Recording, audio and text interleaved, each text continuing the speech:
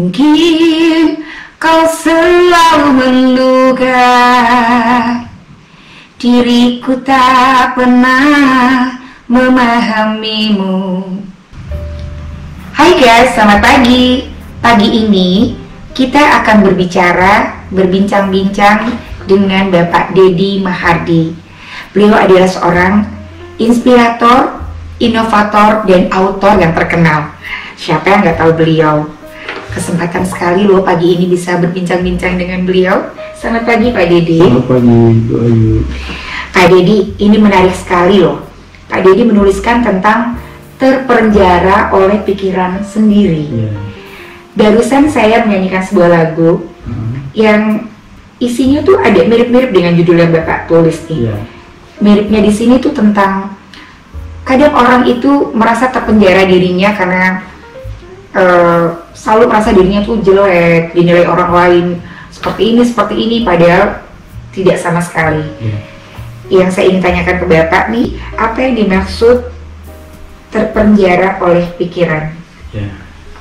Jadi begini, ini fenomena yang sangat meluas di masyarakat ya. Banyak orang yang mempersulit dirinya sendiri, mempersempit langkahnya sendiri, ya, atau memperpendek jangkauan pikirannya sendiri karena pikiran yang picik, karena salah mendapatkan ajaran, salah bertanya kepada orang yang salah berguru ya, atau salah bergaul, berbagai macam salah. Padahal ya hak azazi manusia itu adalah hak setiap orang tanpa membeda-bedakan keturunan, warna kulit, ya, asal usul, suku, bangsa, ya, itu apapun. Semua orang punya hak. Hak itu termasuk hak berpendapat, hak bersuara, hak untuk hidup aman, hak untuk berpolitik, dan berbagai macam hak untuk seseorang itu bisa menikmati kehidupannya di dunia ini. Namun ada kalanya beberapa orang yang dibatasi haknya, ya, akibat kesalahan yang dia perbuat, ya. Tapi tentunya orang yang dibatasi haknya, apakah itu hak untuk bertemu orang lain, hak untuk beraktivitas kemana saja, itu biasanya setelah orang tersebut dinyatakan bersalah oleh hakim pengadilan, ya, barulah orang itu bisa dibatasi hak-haknya. Namun fenomena yang terjadi sekarang justru banyak orang yang memenjarakan dirinya sendiri karena pikiran yang sempit, pikiran yang picik gitu. Itu akan menyebabkan seseorang itu ya tidak bisa berkiprah, tidak bisa berprestasi, tidak bisa membangun aktualisasi dirinya, tidak bisa berbuat baik, mungkin juga tidak bisa beribadah dengan khusyuk kepada Yang Maha Kuasa. Kira-kira penyebab utamanya apa Pak Deddy? Ya, penyebab utamanya yang pertama adalah ada seseorang yang mungkin sejak dilahirkan ya tidak berada dalam lingkungan yang membuat seseorang itu bebas untuk berpikir, bebas untuk bermain, ya, bebas untuk mengembangkan bakatnya, orang yang tidak bebas untuk berekspresi ya, ya bermacam-macam penyebab, mungkin karena faktor orang tua yang terlalu otoriter atau lingkungan yang tidak mendukung, sehingga ya seseorang itu akhirnya berpikiran picik ya, sempit, yang itu membatasi dirinya sendiri atau menjarakan dirinya sendiri oleh pikirannya sendiri.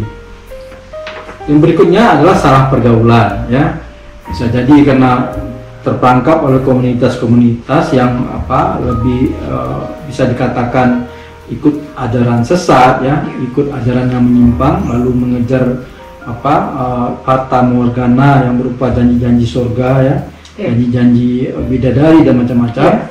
Akhirnya orang itu ya jadi pikirannya jadi sempit, dia tidak berjalan berpikir sesuai dengan ilmu-ilmu yang sudah ada pembuktiannya, atau sesuai dengan nalar, atau sesuai dengan pola pikir masyarakat umumnya gitu. Iya, karena banyak orang juga yang merasa sok pintar sendiri ya Pak. Dia merasa dirinya sudah paling benar. Ya, bisa juga karena sok pintar, merasa paling pintar, padahal tidak ada bukti kepintarannya ya. Di Indonesia ini banyak sekarang kita lihat di media-media kan, Orang yang berbicara di televisi seolah paling pintar, ngajarin orang lain, mencela dan menghina orang lain, padahal dia nggak punya bukti kepintaran. Betul. Kita tahu yang orang yang paling diakui kepintarannya di negeri ini adalah almarhum B.J. Habibie, ya, sama anak-anaknya. Dan itu memang diakui oleh negara luar, oleh negara Jerman. Tetapi beliau tidak pernah merasa pintar, apalagi menghina dan mencela orang lain. Iya, Ya. iya. Kira-kira apa lagi penyebabnya Pak Didi? Penyebab yang paling besar ya di negeri ini adalah karena hati yang iri dengki. Karena pembusukan hati itu di-trigger oleh berbagai macam kelompok yang suka mengumbar kebencian, ya, suka mengumbar fitnah di media sosial, apa di televisi gitu ya. Ada orang baik yang seolah dihina terus, dicela terus, seolah menjadi orang bejat. Padahal itu orang baik. Nah, hal yang seperti itu menimbulkan bagi orang yang baru tumbuh, orang yang belum punya wawasan yang sangat luas, mencemari hatinya. Hatinya ikut iri dengki, ikut busuk, ya, ikut menilai orang baik menjadi tidak baik. Akhirnya ya dia terpenjara sendiri oleh pikirannya gitu. Kesimpulannya adalah Anda harus memperluas wawasan dan mencari ilmu dari sumber yang jelas. Demikian bincang-bincang kita pagi hari ini, semoga bermanfaat untuk kita semua. Sampai ketemu.